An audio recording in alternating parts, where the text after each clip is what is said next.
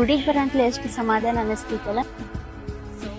ಹೌದು, ಒಂಥರ ಮನಸ್ಸಿಗೆ ನೆಮ್ಮದಿ ಅನಿಸ್ತದೆ ರೀ. ಅದ್ರಾಗ್ರಿ ನಮ್ ಭಾರತ ದೇಶದಾಗ ಕಾಮಾಖ್ಯ ದೇವಿ ಶಕ್ತಿಪೀಠ ಬಾಳ್ ಫೇಮಸ್ ಅಲ್ಲ. ಬರೀ ಫೇಮಸ್ ಅಷ್ಟ ಅಲ್ಲ, ಆ ದೇವ್ರಿಗೆ ಇಷ್ಟು ಫ್ಯಾನ್ ಫಾಲೋವಿಂಗ್ ಐತಲ್ಲ. ಇವನ್ ಎಲ್ಲಾ MLA ಗಳು, ಮಿನಿಸ್ಟರ್ಗಳು, ಎಲ್ಲಾ ಫಿಲ್ಮ್ ಸ್ಟಾರ್ಸ್, ಅನಂತ್ ಅಂಬಾನಿ, ಇವನ್ DK ಶಿವಕುಮಾರ್ ಕೂಡ ಅಲ್ಲಿ ವಿಸಿಟ್ ಮಾಡಿದ್ರು.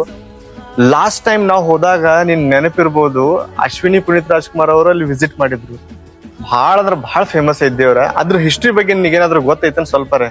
ಹಾ, ಸತೀದೇವಿಯ ಎಲ್ಲಾ ಭಾಗಗಳ ಭೂಮಿ ಮೇಲೆ ಬಿದ್ದಾಗ ಪ್ರತಿಯೊಂದು ಶಕ್ತಿಪೀಠವಾಗಿ ಪರಿವರ್ತನೆ ಆಗ್ತಾವ. ಅದ್ರೊಳಗ ಭಾರತದ ಅಸ್ಸಾಂನ ಗುವಾಹಟಿ ಜಾಗದಲ್ಲಿ ಆಕಿ ಯೋನಿ ಭಾಗ ಮಾತ್ರ ಬೀಳ್ತೈತಿ.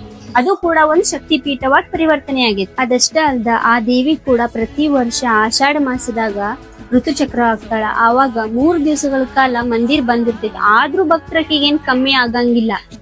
ಮತ್ತ ಬ್ರಹ್ಮಪುತ್ರ ನದಿ ಕೂಡ ಆಷಾಢ ಮಾಸದಾಗ ಕೆಂಪ್ ಕಲರ್ದಾಗ ಇರ್ತೈತಿ. ರೀ, ನೀವ್ ಇನ್ನೊಂದಲ್ಲಿ ಅಬ್ಸರ್ವ್ ಮಾಡಿರಿ, ಸಾಧು ಸಂತ್ರ ಅಗೋರಿಗಳಲ್ಲಿ ಇದ್ರ ತಳಿ. ಹೌದು, ಕಾಮಾಖ್ಯ ದೇವಿ ಗುಡಿ ತಂತ್ರ ಸಿದ್ಧಿ ಸಾಧನೆಗನ ಫೇಮಸ್ ಐತಿ.